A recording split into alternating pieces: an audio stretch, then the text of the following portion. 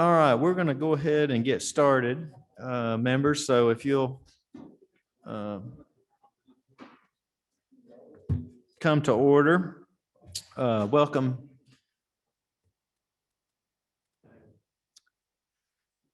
Welcome members to the Economic Development and Tourism Committee meeting today. I want to start by opening us up in a word of prayer, and Representative Nix, if you would mind doing that for us today.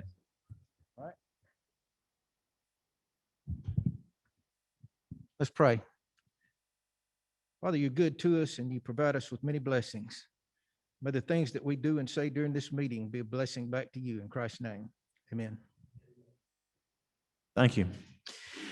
Well, members, we're going to start with House Resolution 248 today. And with no further ado, I'm going to turn it over to Chairman Stevens to present the legislation. We're going to start with, he told me we'd start with this one. Thank you, Mr. Chairman. Members of committee, House Bill 248, it designates the Savannah Logistics Technology Innovation Corridor as an official technology corridor on the coastal Georgia, if you will. It fosters the growth and information along with technology and innovation through the local collaboration among the universities, the hospitals, in the logistics hub, of course, with the ports being there and the distribution centers, the mega warehouses, and on and on and on. As you might know, during this pandemic, with the three major economic engines that we've had, two of the three of them have all been shut down. The World Congress Center has had its issues. They've effectively been shut down. The busiest airport in the world has had its issues. But thank goodness the Georgia ports and the corridor there has had phenomenal success and growth. So what this bill essentially, and of course, I've got an amendment that I'm going to ask you guys to, ladies and gentlemen, to approve as well. This is along the coastal Georgia. It includes Chatham County on line 14 of your bill. Begins with Chatham County, Bryan County, Effingham County, Bullock County, Liberty County, and also Screven County. Screven County is the next logical outpost, if you will. And so I would ask you to approve this resolution along with an amendment that includes Screven County on line 15. And I'll answer any questions. All right, we have a question, Representative Williams. Mr. Chairman, not a question, but at an appropriate time, I'd like to offer. You can go right ahead. I move, in light of the chairman's mention of a great county called Liberty, that this bill come out of here with a due pass. All right, we have a motion. Do I hear a second? Representative Neal. All right, thank you. Any discussion? Mr. Chairman, if you want to amend it, would this be the time to present your amendment? Yes, sir. I move that we amend the resolution to line 15 to include, after the word Liberty County, to add the Screven County, comma Screven County. And I'll make that in the form of a motion. All right, we have a motion to amend the bill as stated and second. And so at this time, we will vote on House Resolution 248 as amended. And we will go down through the roll for a roll call vote. Representative Allen, Blackman, Representative Blackman, Representative Burns, Representative Evans, Representative Gunner, Representative Hogan, Representative Houston, yes. Representative Mallow, yes. Representative Neal, yes. Representative Parrish, yes. Representative Robichaud, yes. Representative Yurda, yes. Representative Sains, Yes. Thank you. Representative Belton, Representative Bonner, Representative Dempsey, yes. Representative Gravely, Representative Hatchett, Representative Holmes, Representative Jones, Representative Marin, Representative Nix, Yes. Representative Pruitt,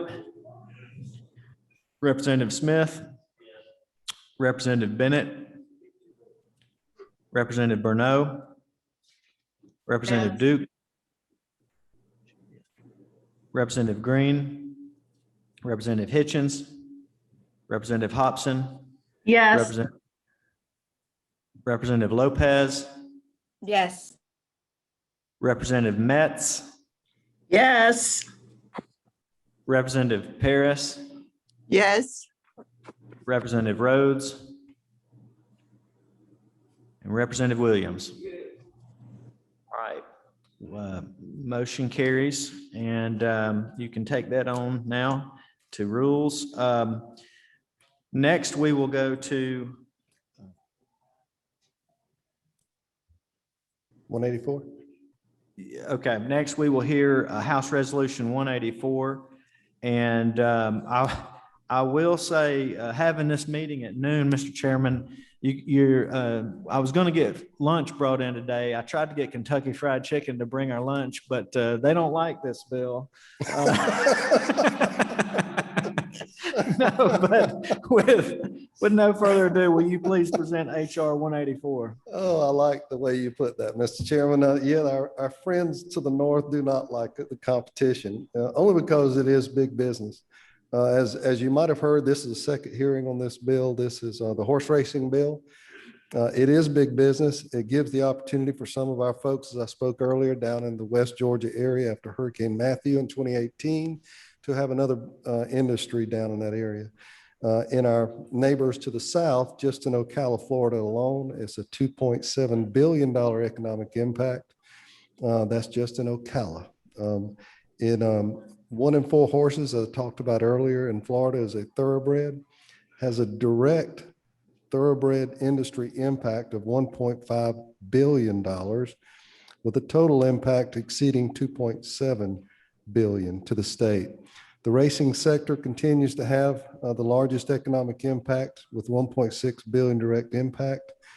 And the thoroughbred employment effect is 23,000 jobs strictly around this particular industry. Mr. Chairman, as you look at the substitute here, you'll notice on section 1, it begins to talk about the amendment that Representative Evans put in here. This will bring, as I mentioned in rules, whenever we're talking about sports betting, we're currently overfunded in our lottery reserve. So the current law says that we need 50% revenue of the previous year's revenue.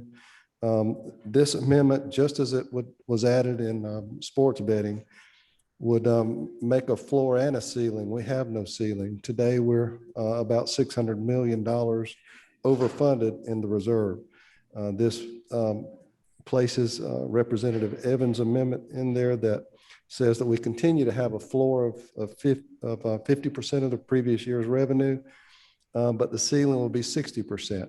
So we've got a range, if you will. Beginning on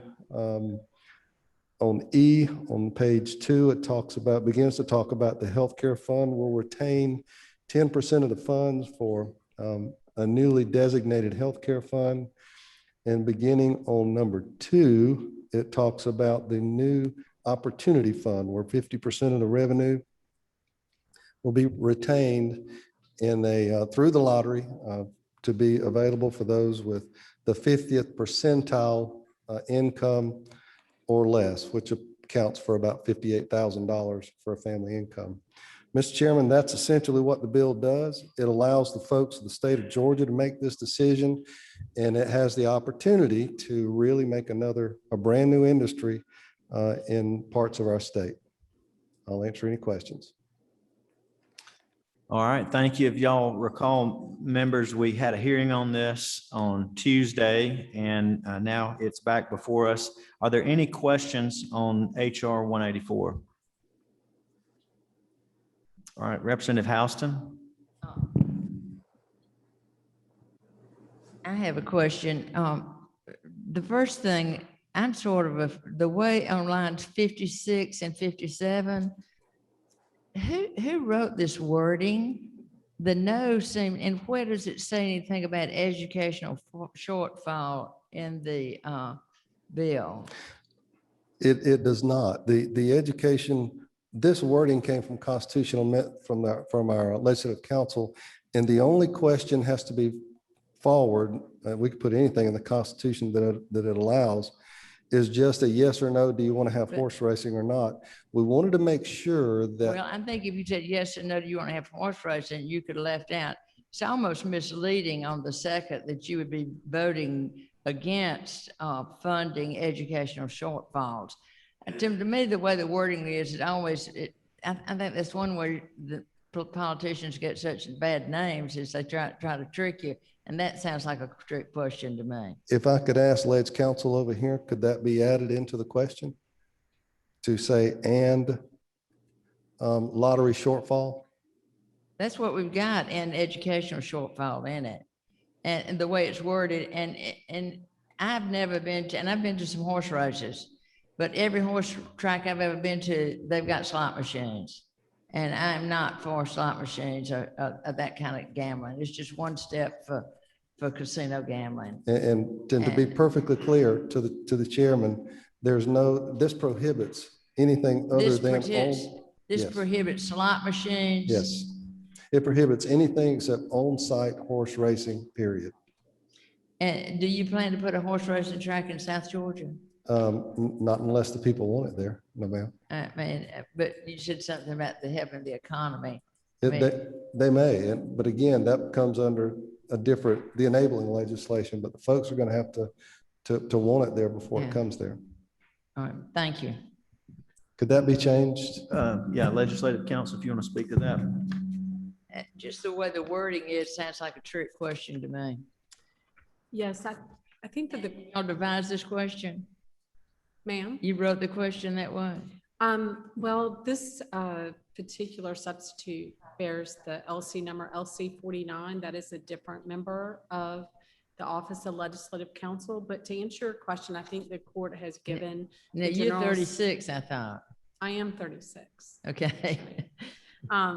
The court has given the Georgia General Assembly quite a bit of leeway in fashioning the actual question that's on the ballot. So yes, I think you can amend that. In terms of where that provision came from, if you will look in the substitute on lines 13 through 20, that is the provision that deals with the educational shortfall reserves.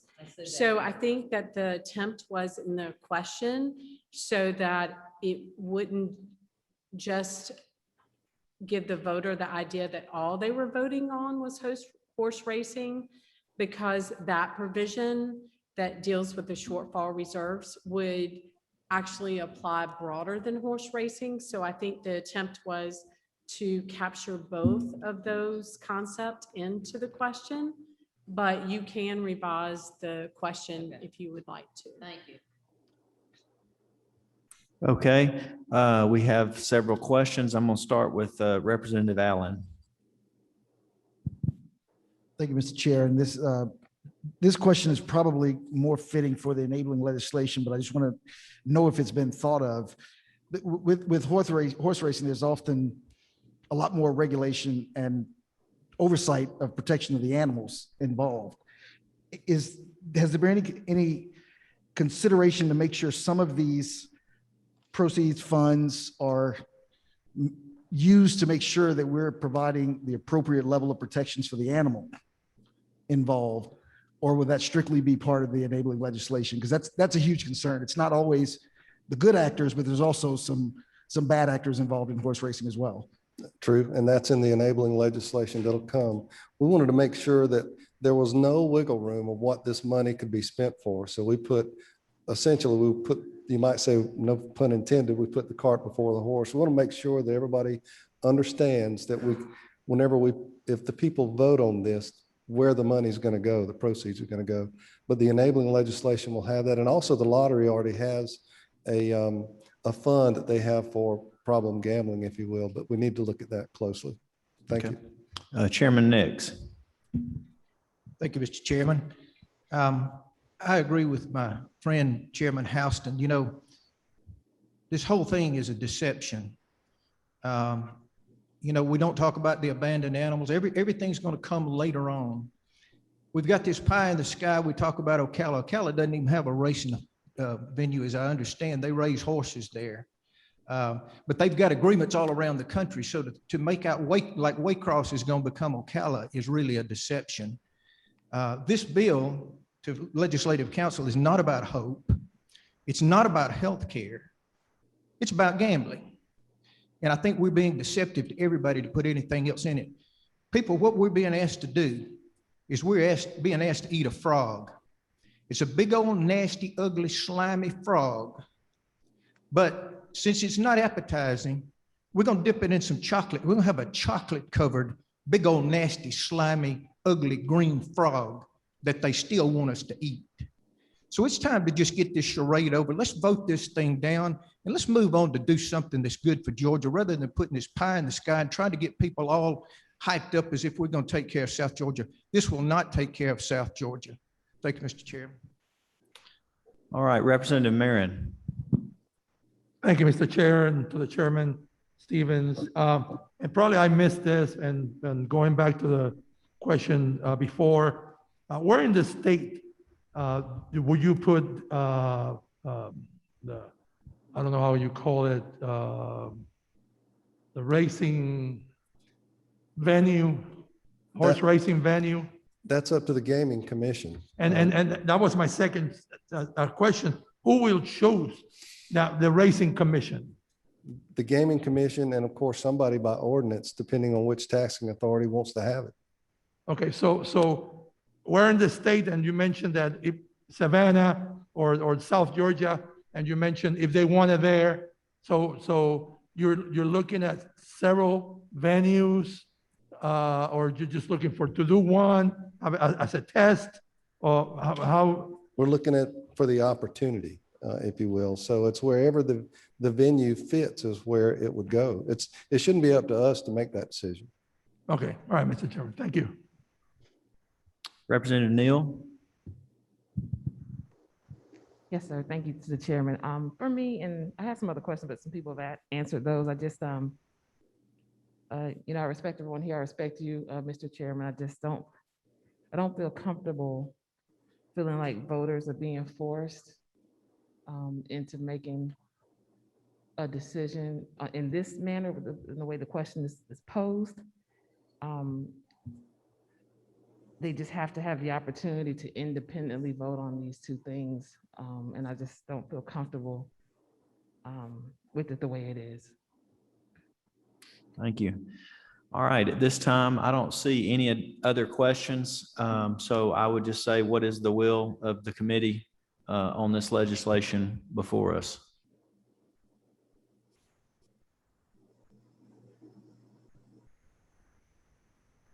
Having no motion, Mr. Chairman, it sounds as though, is there anyone online?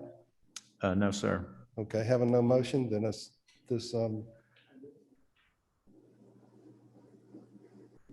Representative Williams. Thank you, Mr. Chairman. I listened, I do think that we'll all have the opportunity to debate it on the floor, but I move for due pass out of this committee. All right, we have a motion to do pass HR 184. Is there a second? Same, Second. second. All right, we have a motion and a second, and we will go through roll call vote on this at this time. Representative Allen. Representative Blackman. Representative Burns. Representative Evans. Representative Gunter. Representative Hogan. Representative Houston. Representative Mallow. Representative Neal. Representative Parrish. No.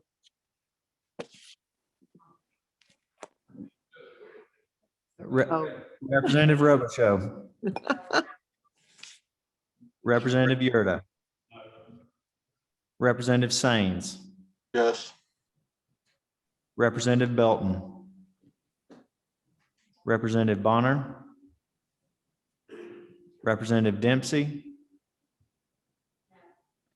Representative Gravely, Representative Hatchett, Representative Holmes, Representative Jones, Representative Marin, Representative Nix, Representative Pruitt, Representative Smith, Representative Bennett, Representative Burnett, No. Representative Dukes, Representative Green, Representative Hitchens, No. Representative Hobson, No. Representative Lopez, No. Representative Metz. Abstain? Was that a yes or no, Representative Metz? It was neither. I abstain. Okay, thank you. Representative Paris, No. Representative Rhodes, Representative Williams.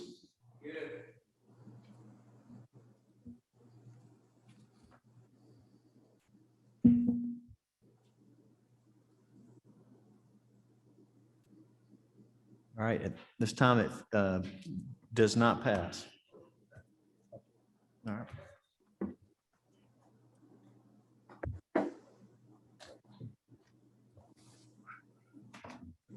Thank you, committee. We have another bill. Representative Neal, would you come present your bill? Or would you like to present it from there? What number are you there? Press your button. Number 12, okay?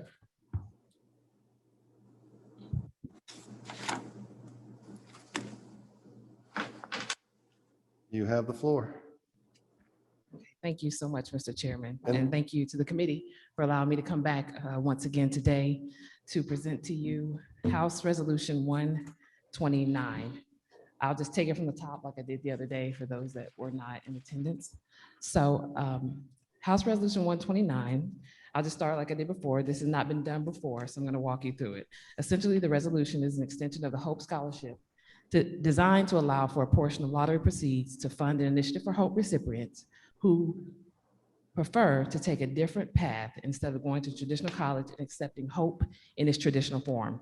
This provides the option to select a merit-based microloan, seed, or small loan in lieu of obtaining the traditional Hope funds. When it comes to expanding the Hope program under this program that I'm speaking of, it's under the same conditions that we currently have. The qualifications, the way you get the loan is the same process that you have to take when you get this particular loan under this program. This does not make it where lottery is responsible for any portion of this process. Lottery maintains their same position that they've always maintained. And this, in my view, would be run through the same people who run our Hope programs and scholarships and grants at this time, which is the Georgia Student Finance Commission. And down the road, after the amendment would be so moved, we will be also presenting enabling legislation. Actually, I would try to do the enabling legislation before this would hit the ballot. And I am open to any questions that anyone might have in reference to this initiative. So let me start the questions off here. We talked yesterday a little bit about this. Essentially, you're taking lottery funds and allowing small business to tap into that. That's correct. Okay. Number 5, is that Chairman Nix? Thank you, Mr. Chairman. As you look at the question there, it says to provide for one or more games operated by the state lottery to support economic development.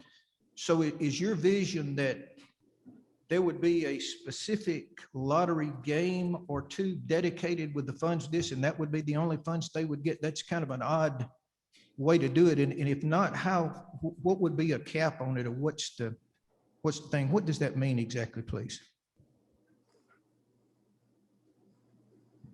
Understood. Thank you so much for the question. So yes, like the chairman before, this was the question that was kind of designed by Legislative Council, and we went back and forth with trying to determine what that should look like. Of course, I would not try to do anything that would take large sums of money away from the Hope Scholarship Program, but based on how the enabling legislation is drafted, even if it's starting with a very, very, very small percentage, or if that percentage is equivalent to one particular game, I would like to start the model out small first, and work the students through that process before trying to acquire more Hope funds for some of the loans for the students. That will be the goal. Number 44, Chairman.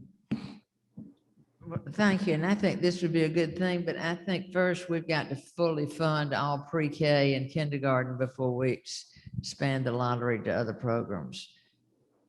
And I think this would be a good down the line, and maybe we can find a place for it. But we've got, I hear from home certain kindergarten people on a waiting list, and we need to completely fund that first. It's my opinion. But I appreciate her bringing it. I think it's a good idea, but maybe we can find a place for it somewhere else. Understood. Thank you so much. And I actually, just like the rest of the committee earlier this week, I had no idea about the 1.1 billion that we have sitting in reserve. So I did want to try to have at least a conversation in reference to that as well. So I don't have to touch the current, lottery proceeds. There is money available to us that we found out a couple of days ago. Senator Smith. Thank you, Mr. Chairman. I too think it's a great idea, a way to get these young people into business, small business. I guess I look back at the way the legislation was drawn so tightly years ago, and that passed a couple of years before I got in here, and then we've actually tightened it up a little bit more since then. So I guess that's my concern. We've got it crafted so well, even though this may be a great project, are we putting a chink in the armor there? And then next year there might be something else that somebody comes with another great idea. So I guess that's my big concern right now. I can't get comfortable with that, but no, I appreciate you bringing this forward, and hopefully there'll be more conversation on it. Perfect. Thank you. Senator Pruitt, is that you? Yes, sir. Representative Neal, I agree. Echo some of the sentiments here that was mentioned, that it's a great noble cause, I guess, for economic development.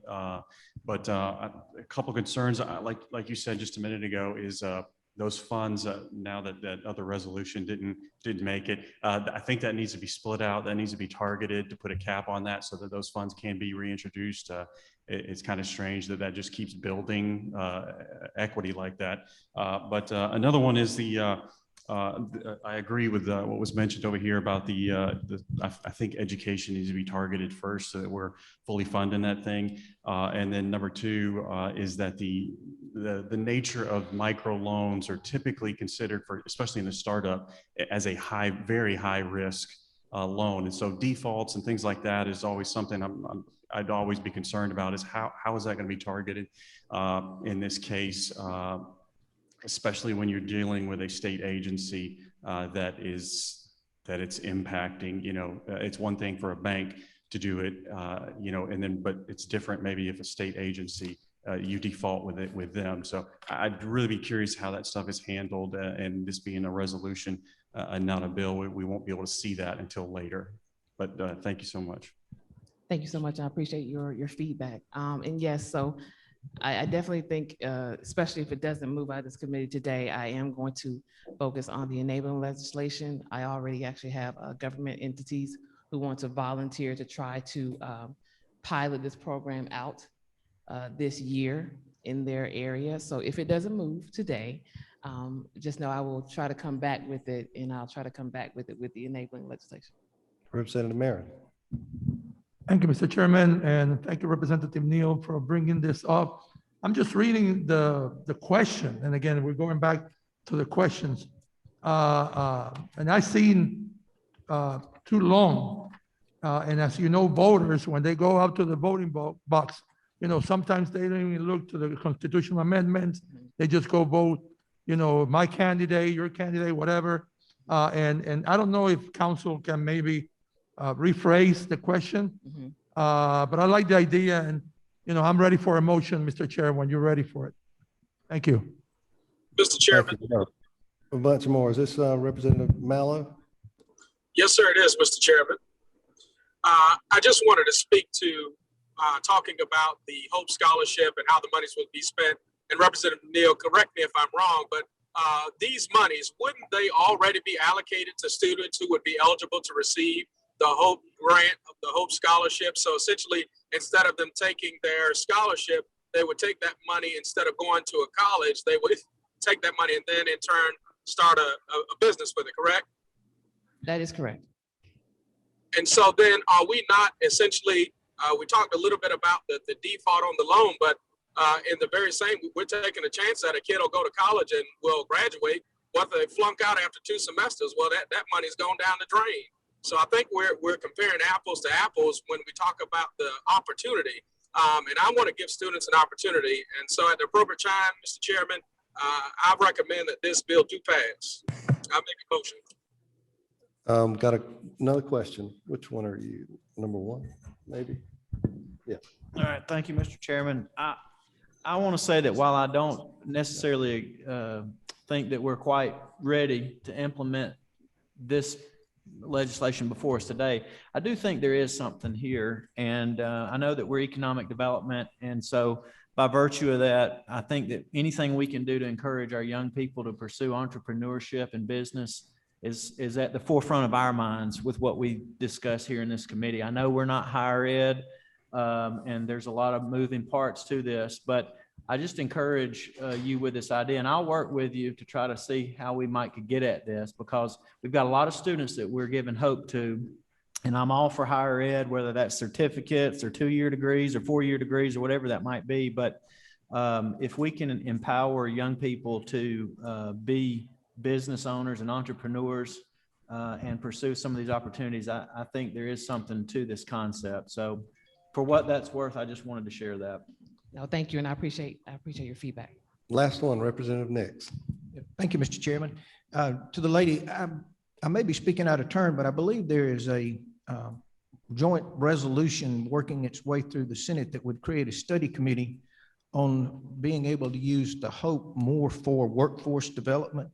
Okay. And this may be an avenue to kind of flesh this out. I think the idea is good, but the details are, pretty shaky. Yeah. But I believe that's true. Some of you may shake your head. That is true. That it is working its way through, and what it will take up, I don't know, but you may want to just be aware of that. Thank you. Okay. Thank you. Okay. I'm sorry, what number are you? Gonna get in workforce development. I think the state gets about $83 million in workforce development, and I think Georgia has a waiver on that workforce development that we can use some of that money for in school. But I do have a list, and we're working on a current list of federal and state plans and economic development that you can get loans from. And that's what they're working on the list for me now, update list. Okay. Morgan, you have that list, don't you? The one that we were gonna get an update from, I don't know when we'll have it. We were gonna ask Economic Department of Community Affairs to give us an updated list, and we'll get you that list Okay. of where they can get loans. Okay. Thank you, ma'am. Okay, we're in the posture of a motion, if there is any. Yes, sir, Representative Marin. Thank you, Mr. Chair. I do a motion, do pass. Okay, what number was? This is 29. HR 129. House Resolution 129, LC 490333, and motion do pass by committee. We have a I motion. Is there a second. And we have a second. So we will go around the roll.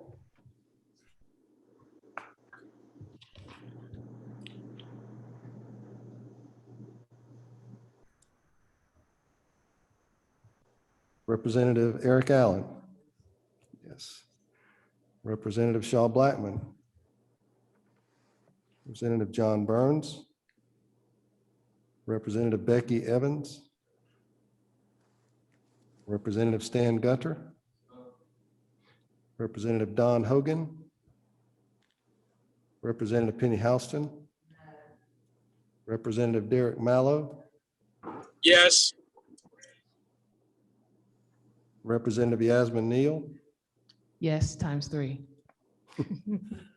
Representative Butch Parrish. Representative Mary Robichaud. Representative Bill Yurda. Stepped out. Representative Stephen Sains. Representative Dave Belton. Representative Josh Bonner. Representative Katie Dempsey. Representative Micah Gravely. Representative Matt Hatchett. Representative Susan Holmes. Representative Todd Jones. Representative Pete Marin. Yes. Representative Randy Nix. Representative Robert Pruitt. Representative Vance Smith. Representative Karen Bennett. Representative Rhonda Burnell. Yes. Representative Winfred Dukes. Representative Gerald Green. Representative Bill Hitchens. No. Representative Hobson. Yes. Representative Zumla Lopez. Yes. Representative Marie Metz. Yes, can you hear me, Chairman? Yes. Okay. I'm very supportive of this House resolution. I vote, and I'd like to work with the representative on this bill, on the resolution. Representative Marion Paris. Yes. Representative Trey Rhodes. Representative Al Williams. Okay. Oh, no, sorry, I missed you.